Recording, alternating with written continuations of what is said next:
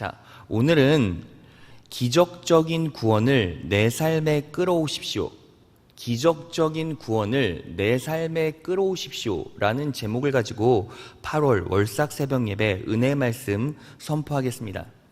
여러분, 오늘 본문의 구원은 헬라어로 소조입니다. 이 소조는 영적인 구원, 육적인 구원을 전부 다 포함합니다.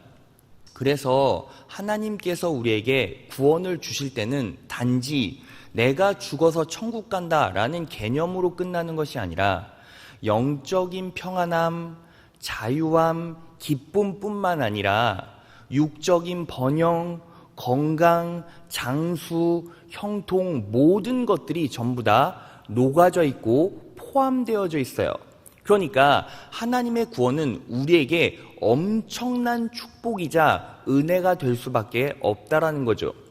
그런데 오늘 본문에 구원이라는 단어는 2번 나오는데 9절에 구원을 얻으리니 10절에 구원에 이르느니라 라고 나와 있어요. 그런데 여기서 우리가 주목해 볼 것이 바로 구원이라는 단어에 따라 나오는 동사 얻으리니 이르느니라 라는 이 말이에요.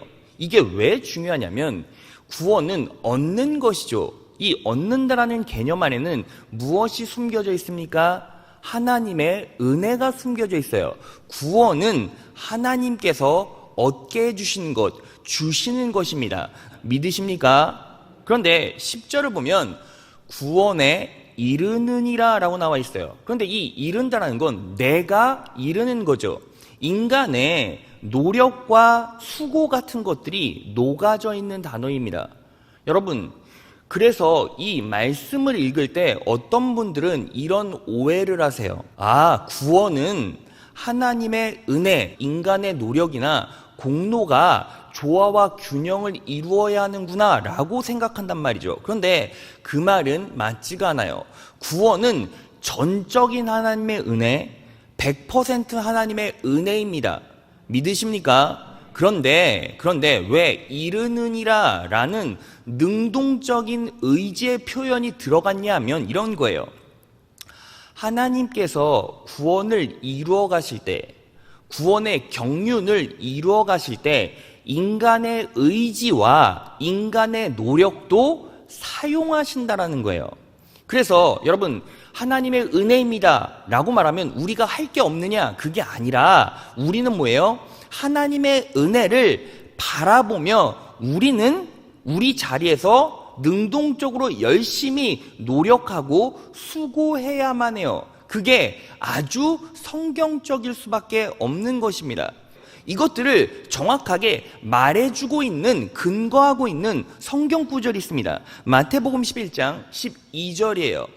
세례 요한의 때부터 지금까지 천국은 침노를 당하나니 침노하는 자는 빼앗느니라 라고 나와 있죠. 이 부분을 현대인의 성경으로 보겠습니다. 다 같이 읽겠습니다. 시작. 세례 요한의 때부터 지금까지 하늘나라는 침략을 당하고 있다. 그리고 침략하는 사람이 그 나라를 빼앗는다. 여러분, 하늘나라는요 누구 거죠? 하나님 거예요. 하나님이 주인이십니다. 그런데 왜 침략하는 사람이 그 나라를 빼앗는다라는 표현이 있는 거죠? 하나님께서 하늘나라를 우리에게 믿음으로 허락하실 때 그 안에는 우리의 의지나 우리의 노력이나 우리의 기대나 갈망도 분명히 포함되어 있다는 거예요. 이것에 대해서 더 강력하게 지지해주는 사건이 하나 있습니다. 그 유명한 성전 미문에서 안진뱅이가 일어나는 사건이죠. 여러분, 안진뱅이가 일어날 때 베드로와 요한이 그 안진뱅이 앞에서 뭐라고 말합니까? 내게는 은과 금은 없지만 내게 있는 것으로 내게 주노니 예수의 이름으로, 나사렛 예수의 이름으로 일어나 걸으라. 이게 뭐예요? 100% 하나님의 은혜죠. 그런데 이 구원의 완성은 어떻게 이루어집니까? 자, 사도행전 3장 6절에서 7절로 갑니다.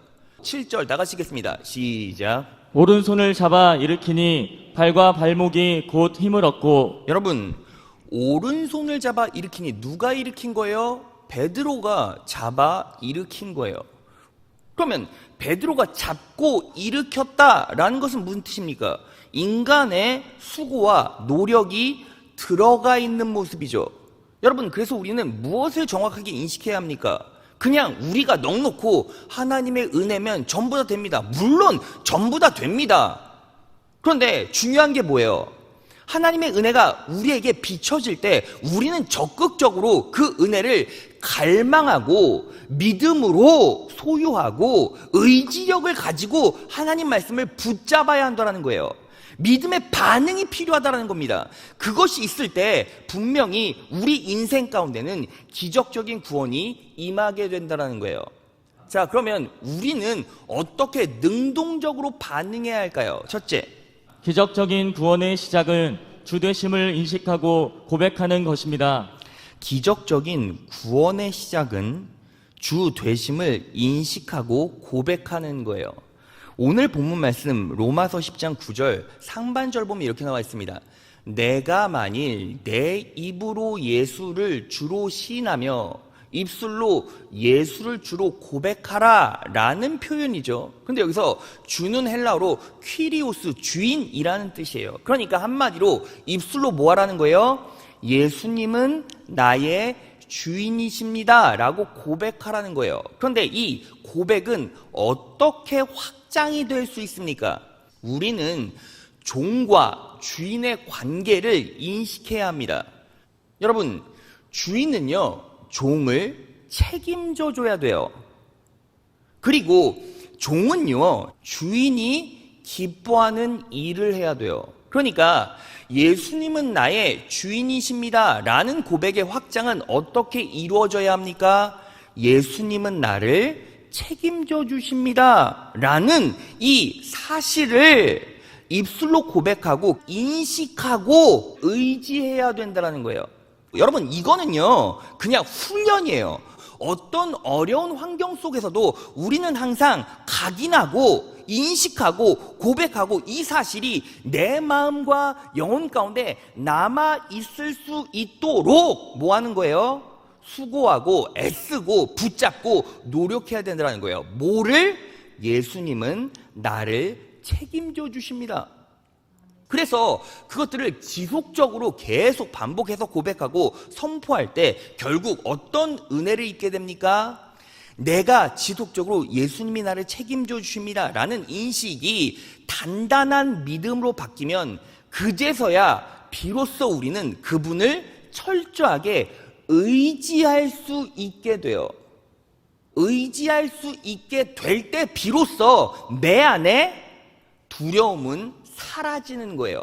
여러분, 이 훈련을요 철저하게 해낸 인물, 대표적인 인물이 바로 다윗이에요. 다윗이 블레셋에 포로로 잡혀 있었을 때 쓴 시가 있어요.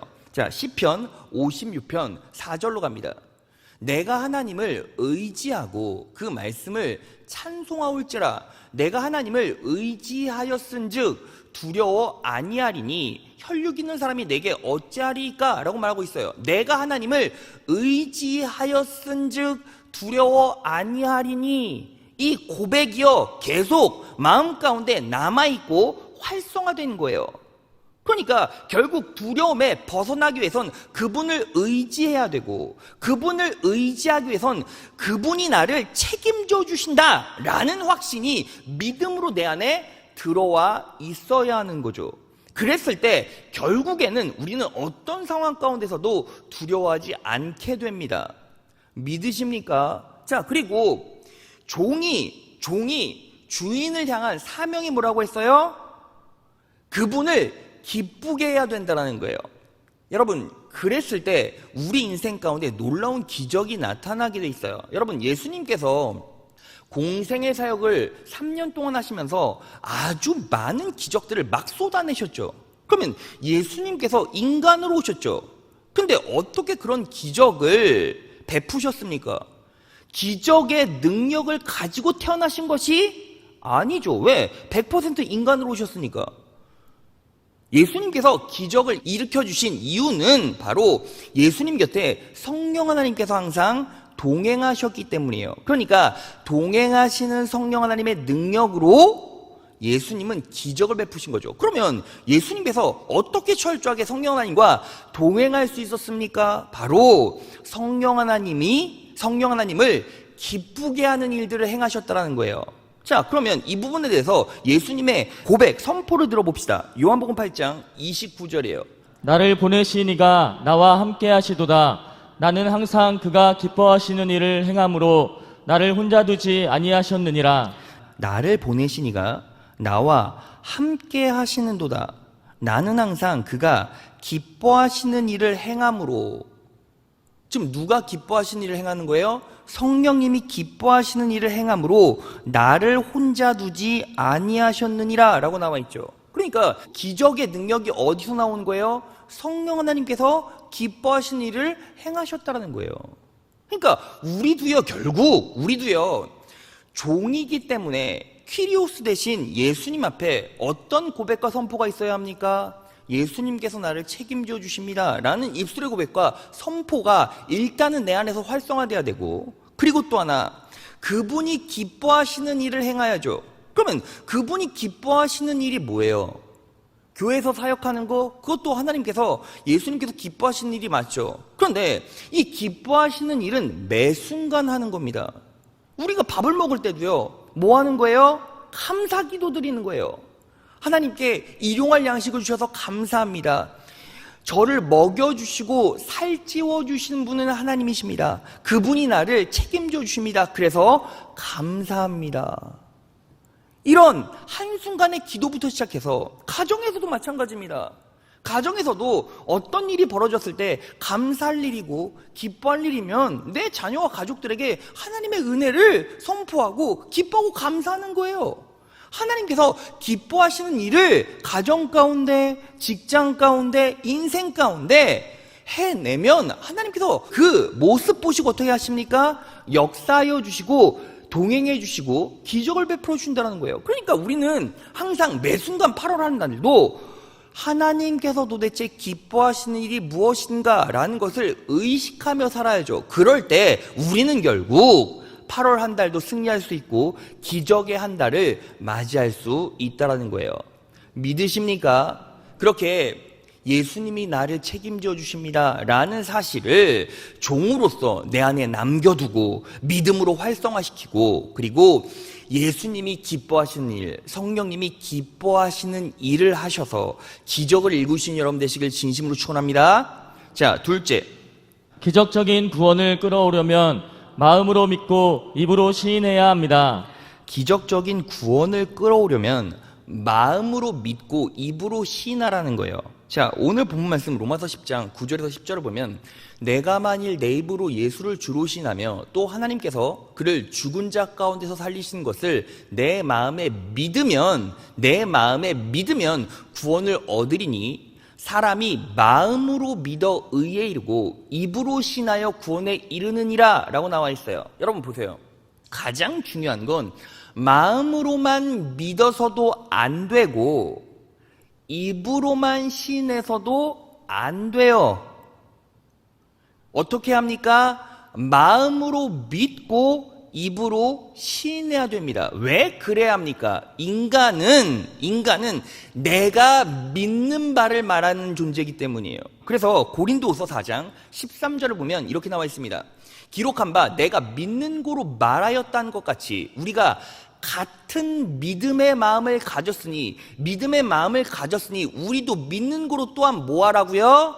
말하라고요. 말하노라 라고 나와 있어요. 그러면 우리가 무엇을 마음으로 믿고 입술로 고백해야 합니까? 자, 오늘 본문 9절 중반절을 보겠습니다.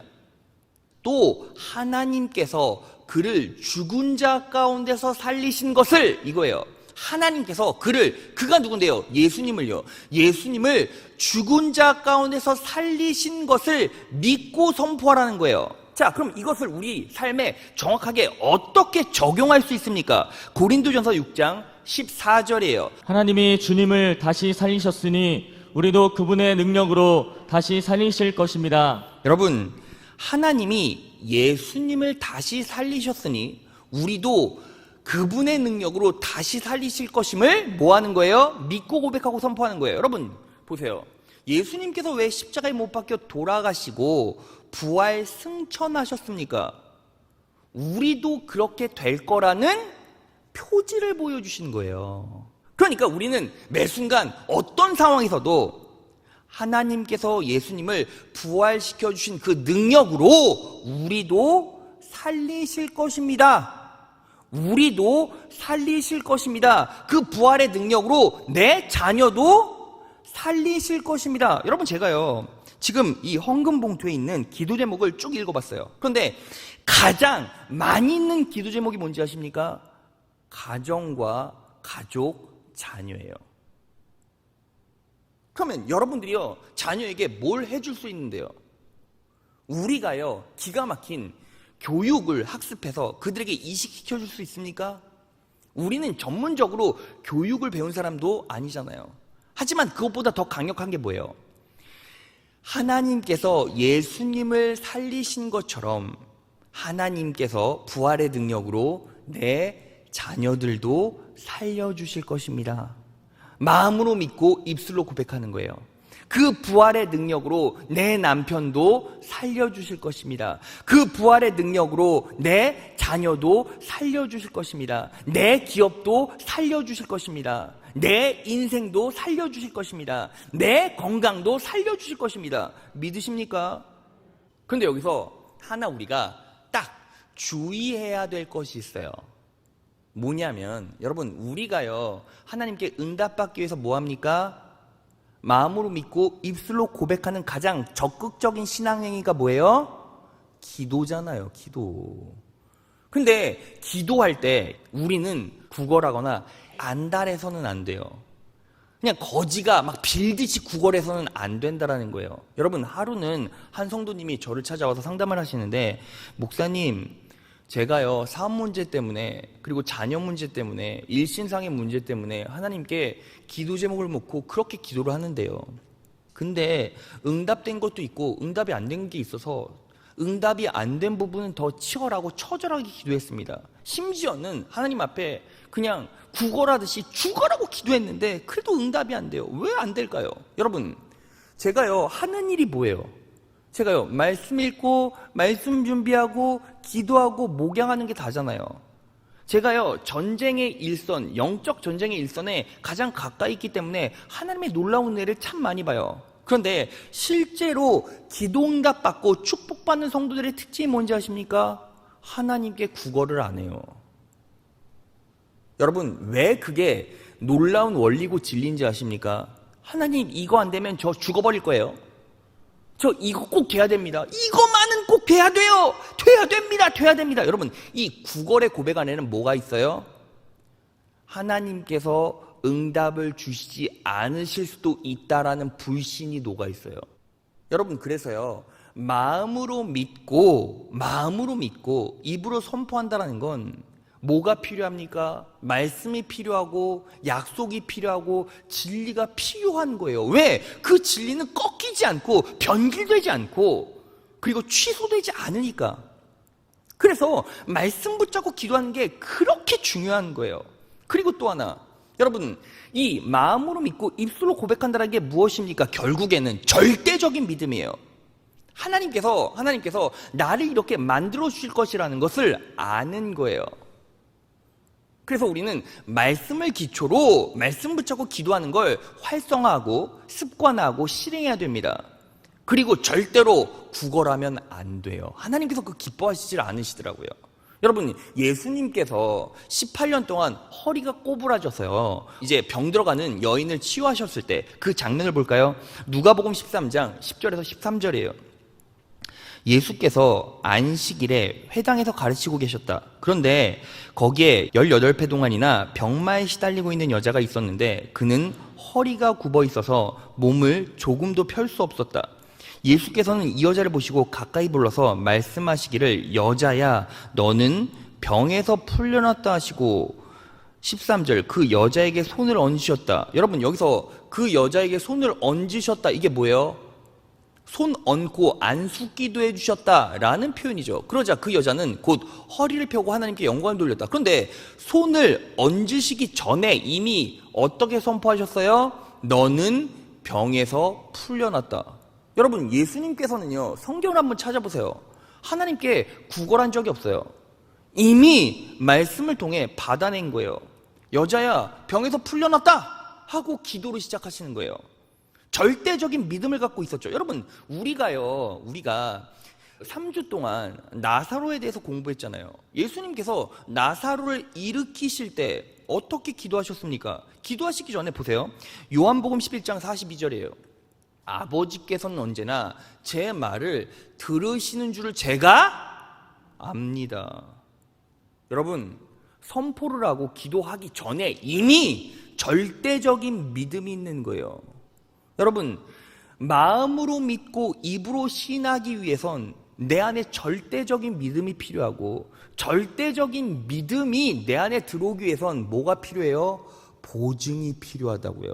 그럼 그 보증은 어떻게 우리가 소유할 수 있습니까? 말씀으로 소유할 수 있죠. 그러니까 그냥 되는 거 안 되는 거 막 갖다 붙이면서 기도한다고 응답받는 게 아니에요. 그리고 안 되면 막 구걸하고 빌고 애원하면서 이거 안 되면 저 막 목에 칼 갖다 대고 죽을 겁니다. 하나님 협박해서도 안 돼요. 어차피 안 들어주실 겁니다. 그러니까 뭐 해야 됩니까? 우리는 철저하게 예배하고 말씀 붙잡고 살아가면서 그 말씀의 진리, 그 말씀의 원리, 그 말씀의 약속을 붙잡고 살아갈 때 그건 우리 삶의 신자로서, 자녀로서 완벽한 증거고 보증이에요.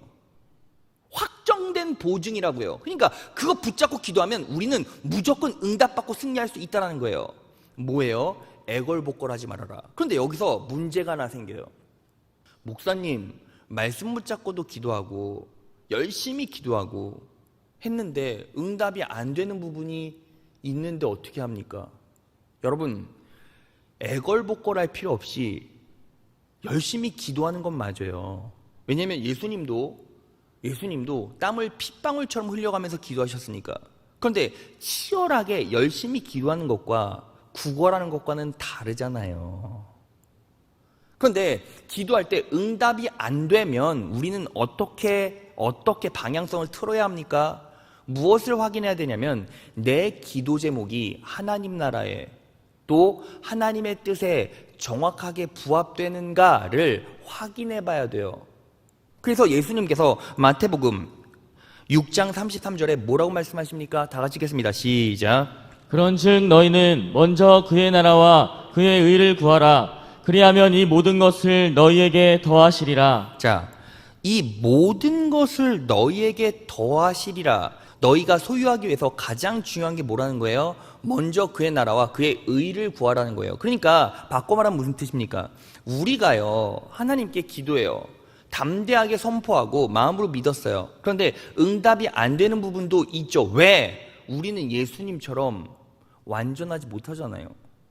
그러면 우리는 어떻게 합니까? 그때 내 기도 제목들이 하나님 나라의 하나님 뜻에 부합되는지를 먼저 다시 확인해 보고 시작하는 거예요. 그리고 그것이 하나님의 약속에 부합되고 내 안에 평안이 임하고, 성령 하나님께서 우리에게 주신 표지가 평안이니까 평안이 임하고, 이것들을 했을 때 하나님 앞에 부끄러움 없겠다 하면 사력을 다해서 기도하세요. 땀이 핏방울이 되게 기도하세요. 그러면 하나님께서 분명히 이루어 주시고 더 빨리 열매를 맺게 해주세요. 여러분, 여기서요, 제가 기도 제목을 읽어보니까 자녀들의 구원 때문에, 자녀들의 주일 성수 때문에, 그리고 자녀들의 앞날을 위해서 기도하는 부모님들이 참 많이 있어요. 적혀 있으니까요. 근데 여러분 보세요. 제가 일례를 들어드릴게요. 내 자녀가 구원받는 거, 내 자녀가 주일 성수하는 거, 하나님께서 기뻐하십니까? 기뻐하시지 않습니까? 당연히 기뻐하죠. 그럼 그걸 놓고 기도하면 이 기도는 100% 1000% 응답이 되죠. 믿으십니까? 그런데 내 자녀가 출세하는 거 여기 있거든요. 근데 이 자녀가 하나님을 믿지 않아. 하나님을 영접하지 않았어. 그런데 이 자녀가 출세하면 어떻게 될까요? 여러분, 하나님을 믿지 않고 예수 그리스도를 영접하지 않은 상태에서 내 자녀가 출세했다고 쳐보세요. 그러면 그 아이가 하나님께 돌아오겠습니까? 더 안 돌아오죠. 여러분, 탕자가요, 둘째 아들이 아버지를 떠날 때가 돈이 제일 많을 때였잖아요. 돈이 제일 많으니까 당장 부모 곁을 떠나려고 작정한 거예요. 배부르니까. 그런데 여러분 보세요. 언제 돌아옵니까? 다 털리고 쥐엄 열매도 먹을 게 없을 때 돌아온다고요. 그러면 그 탕자에게 쥐엄 열매라도 줬으면 그 탕자가 오겠습니까? 쥐엄 열매라도 먹고 배가 채워지면 버텼겠죠, 그 자리에서. 그래서 하나님께서는 탕자에게 쥐엄 열매도 안 주신 거예요. 그러면 여러분들이 자녀를 위해서 기도하는데 하나님께서 자녀를 향한 선한 계획이 있어요. 근데 이 자녀는요, 출세 생각만 하고 잘 먹고 잘 살 생각만 해요. 그리고 맨날 돈 얘기만 하는 거예요. 그리고 그렇게 힘들어하는 자녀를 위해서 하나님, 내 자녀 출세하게 해주시고 좋은 직장 갖게 해주시고 돈 좀 퍽퍽 주세요 라고 하면 하나님께서 그거 기도 응답해 주시겠냐고요. 당연히 안 해주시죠. 지금 하나님께서는 어떤 선한 계획을 가지고 계세요? 쥐엄 열매도 끊어버리시겠다고요. 그런데 그 기도 제목이 하나님께 당연히 들려지겠죠. 상달이 되겠죠. 근데 문제는 뭐예요? 응답 안 된다고요. 그러니까 우리는 무엇을 알아야 합니까? 기도할 때 내가 기도하는 이 기도 제목이 하나님 나라에 하나님의 뜻에 정확하게 부합되는지를 확인하지 않고 기도하면 그냥 하늘에 꽹과리 소리 날리는 것밖에 안 돼요. 그냥 시끄러운 거예요. 왜? 어차피 그게 안 되니까. 그러니까 뭐 해야 합니까? 매 순간 말씀을 통해서 먼저 하나님 나라와 하나님 뜻을 구해야 돼요. 하나님 의를 구해야 돼요. 하나님은 언제나 선하시고 여러분들에게 가장 좋은 것으로 항상 부어주시고 책임져 주세요. 자, 에베소서 3장 20절. 우리 가운데 일하시는 하나님께서는 우리가 구하고 생각하는 것보다 훨씬 더 많은 것을 채워주실 것입니다. 여러분 놀랍지 않습니까? 여러분들이 구하고 생각한 것보다 훨씬 더 많은 것, 구하고 생각하는 것보다 훨씬 더 많은 것을 채워주세요. 믿으십니까?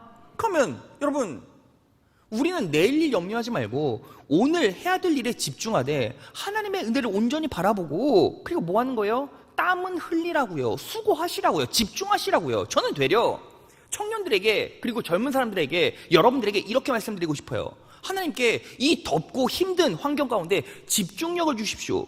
돌파할 수 있는 지혜를 주십시오. 영감을 주십시오. 통찰력을 주십시오. 인사이트를 주십시오.